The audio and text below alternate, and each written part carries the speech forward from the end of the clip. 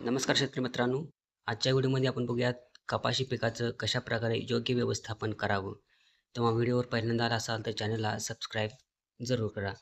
तर कपाशी पिकाचे चांगले उत्पादन घेण्यासाठी आपल्याला व्यवस्थापन करणे अतिशय महत्त्वाचं असतं. त्यामध्ये प्रामुख्याने पूर्वतयारीमध्ये आपल्याला जमिनीची निवड करत असताना पाण्याचा चांगला निचरा होणारी मध्यम ते भारी जमीन कपाशीसाठी उपयुक्त असते. नांगरणी आणि मशागत करत असताना आपल्याला खरीप हंगामामध्ये जमिनीची खोल नांगरट करावी. ढेकळे फोडून जमीन भुसभुशीत करून घ्यायची आहे. शेवटच्या कोळवणीवेळी प्रति एकर 2 ते 3 टन चांगले कुजलेले शेणखत किंवा कंपोस्ट खत आपण मिसळू शकतो.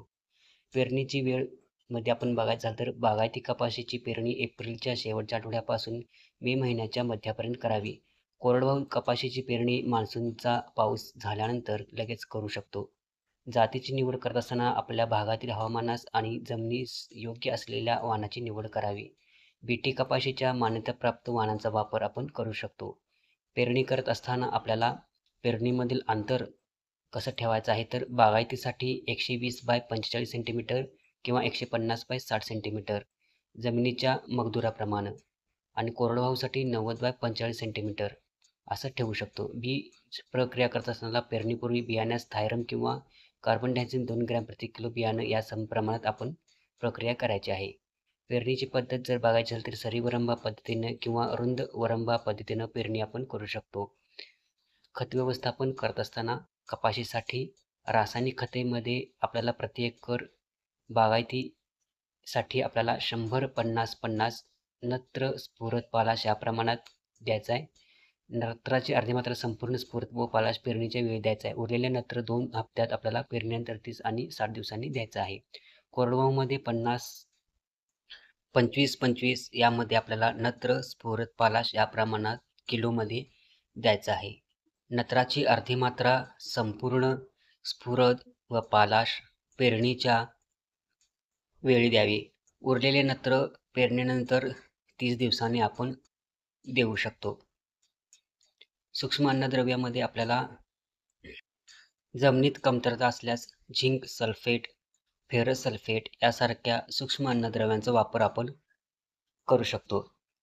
पाण्याचं व्यवस्थापन करत असताना कपाशीसाठी आपल्याला कपाशीला पाण्याच्या संवेदनशील अवस्थेमध्ये फुले येण्यापूर्वी, फुले येताना आणि बोंडे भरण्याच्या अवस्थेमध्ये पाण्याची कमतरता भासून द्यायची नाही.